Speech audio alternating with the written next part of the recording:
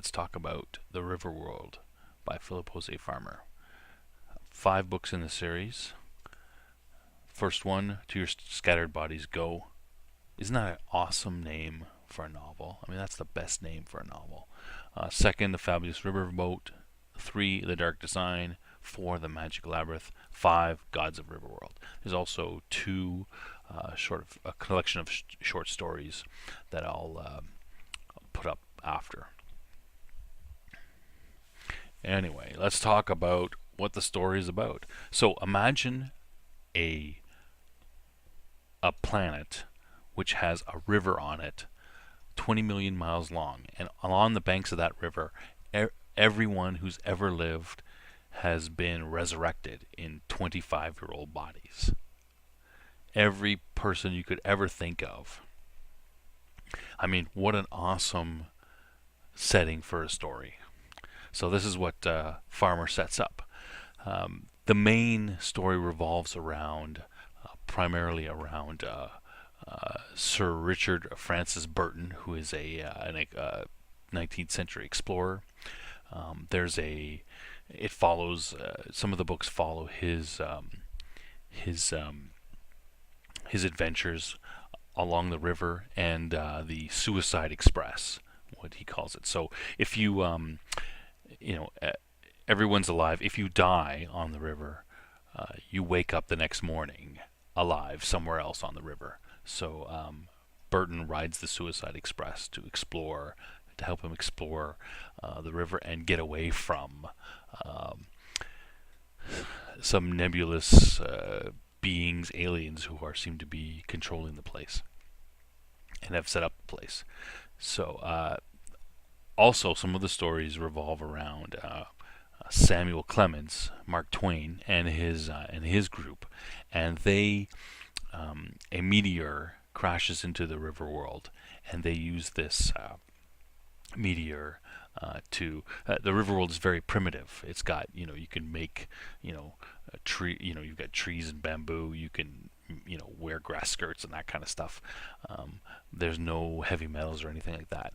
But at one point, a meteorite crashes into the planet, and Samuel Clemens starts to mine this. So Clemens, Burton, and several others have been approached by these beings, godlike beings or aliens, and been told about a conspiracy, and they are told to get to the head of the river.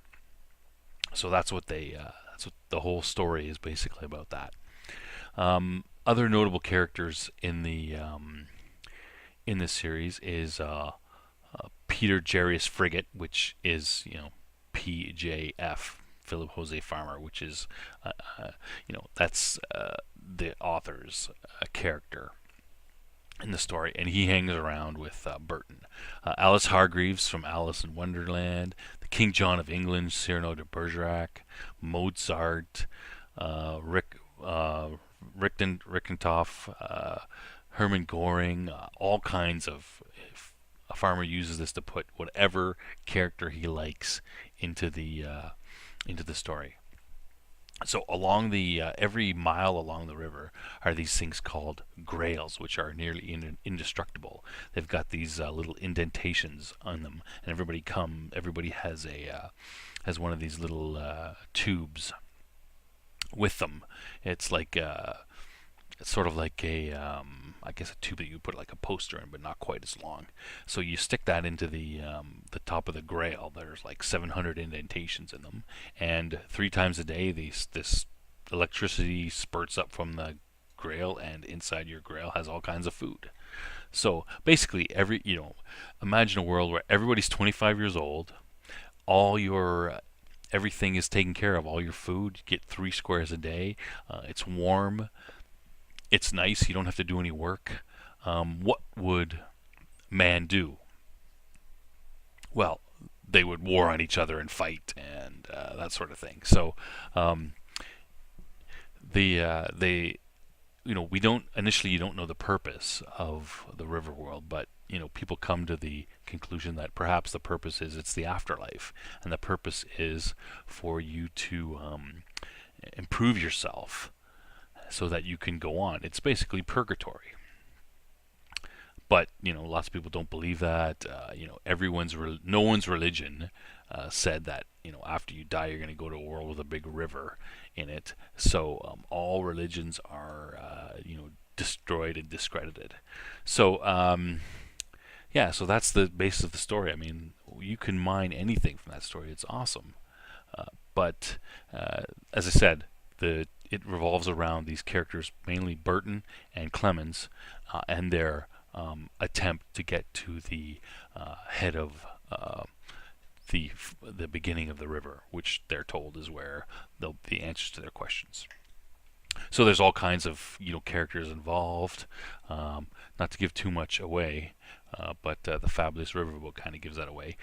Clemens sets out to build a riverboat and use it to sail up to the headway of the river. Of course, lots of people want to take his riverboat. There's battles along the way, fighting, and all kinds of little dictators set up their own little kingdoms, all kinds of things throughout the stories. So that basically sets up what the Riverworld is all about. It's an amazing story, one of the best. Jesus isn't in any of the main ones, though. You can see him in one of the, well, we don't know that it's him, in one of his Farmer's small short stories here. I think it's in this one, Tales of Riverworld. But yeah, he can just basically write about any historical figure he wants to. That's much more involved into the story. I don't want to give away too much about it. It was written in the 70s. Only people born up to 2008 are alive, and all the modern people have died because there's been some sort of alien attack, or aliens landed on Earth, and there was some sort of they tried to be friends with humans, but humans weren't very nice to them, and then some sort of device was released which killed most of humans around 2008. That's what the story states anyway. But there's much more to it than that. I don't want to give it away, but it's quite different. There's lots of conspiracy and things going on.